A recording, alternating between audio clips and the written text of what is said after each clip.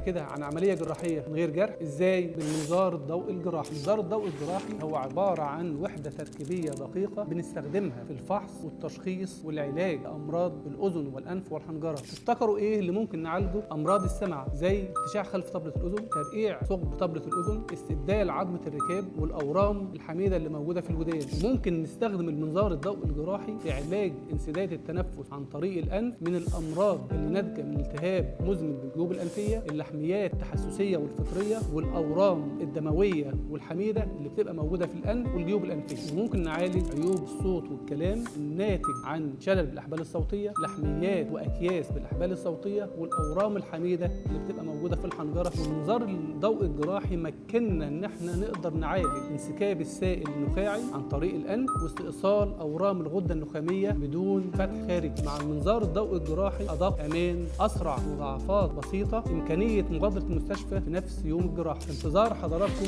في عيادات الاذن والانف والحنجره ومستشفيات اندلسيه.